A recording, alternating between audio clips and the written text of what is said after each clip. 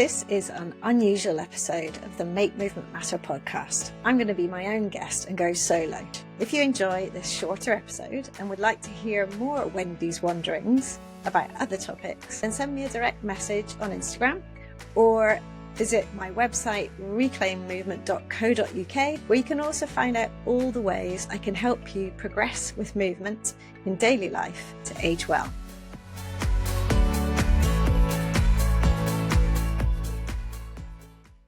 Today, we're going to explore an often underused movement habit in our modern world that was commonplace for most of our human existence and can hugely enhance your movement in daily life, both now and in your future.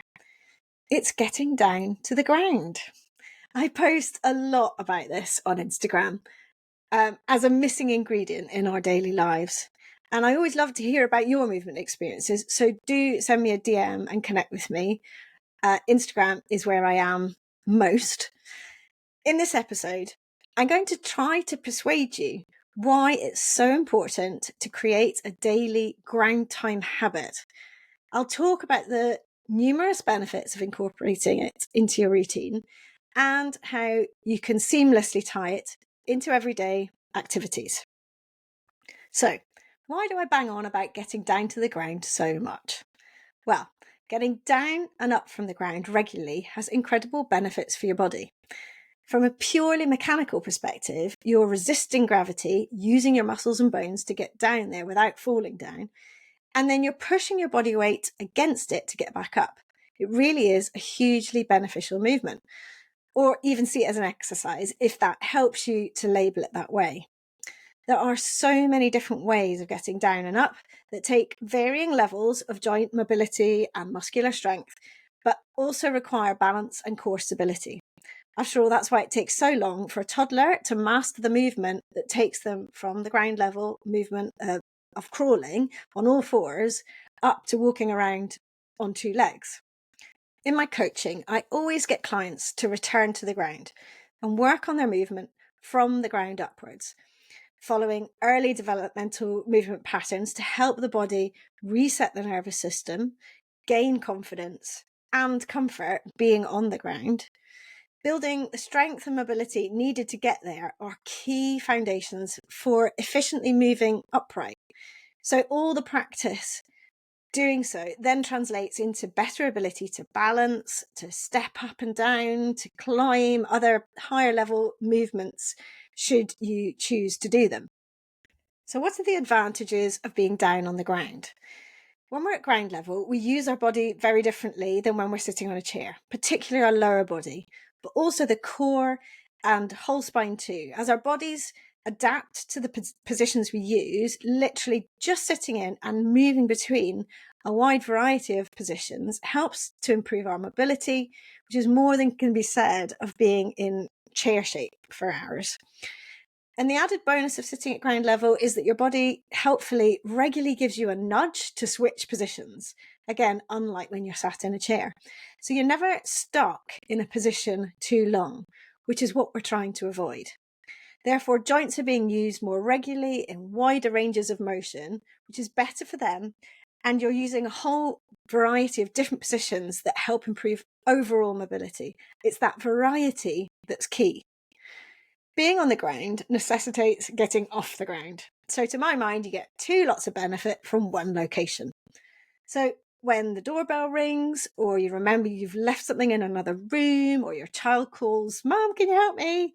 You have to get the whole way up to standing each and every time, building strength and movement efficiency every time you do, and far more so than just getting out of chair height.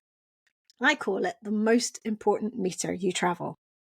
If you think about it, everyone would agree that our ability to move freely and confidently is really important to carry out daily tasks, but also to keep doing all the important things we love, especially as we age. So if we lose this skill or become worried about our ability to get down and back up, it can have huge ramifications in our lives. So if I've managed to convince you about the benefits of incorporating some ground time in your daily routine, here are some tips to help you get started.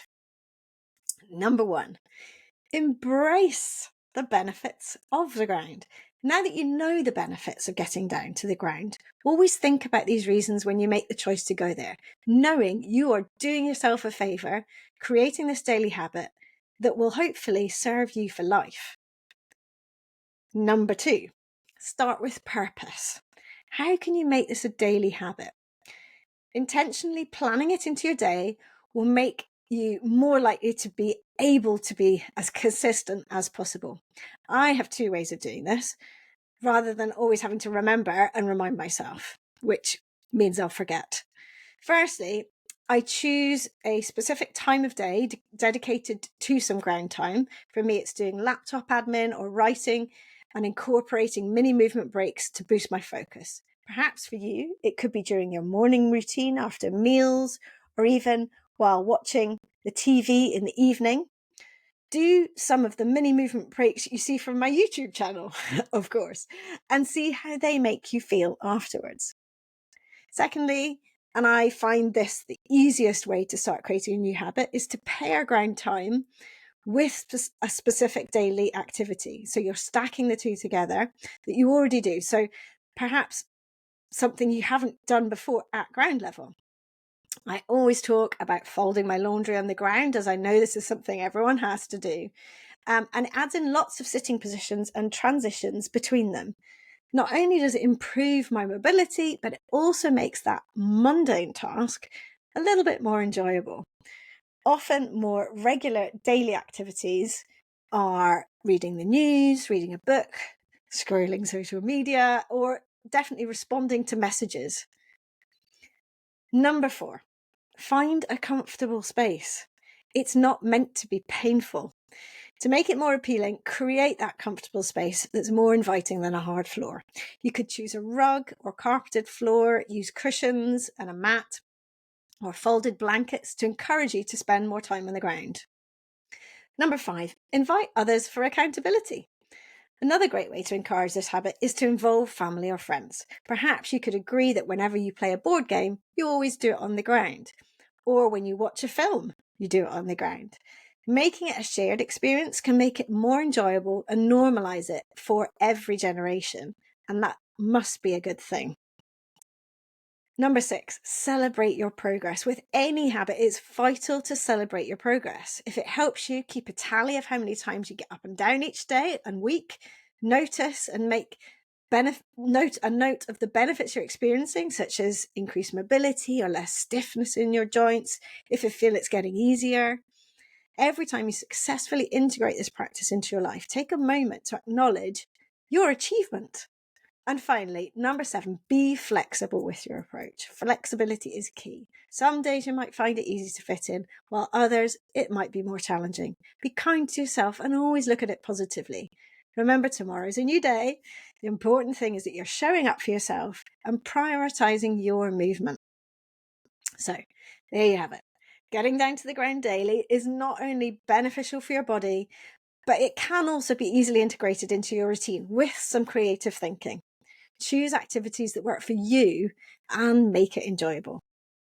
Thank you so much for listening to this mini episode of the Make Movement Matter podcast. I hope you feel inspired to incorporate this new movement habit into your life. And until next time, keep moving and make it matter. I hope you've enjoyed listening, and if you have, you can help by doing 3 things. First, press the follow button to tell podcast platforms you want to listen again. Second, please give the show a 5-star rating and leave a review about why you liked it. And third, I'd love you to share it with friends and family or on your socials, for which I'm truly thankful. Finally, if this podcast is making you want to start reclaiming your own movement, join me in the Reclaim Movement membership for classes, both live and by replay, and countless videos of mini movement breaks to add into your daily life, covering practical and fun, important natural movements. Visit reclaimmovement.co.uk/membership to get started with your 7-day free trial. See you for the next episode, and thank you so much for listening.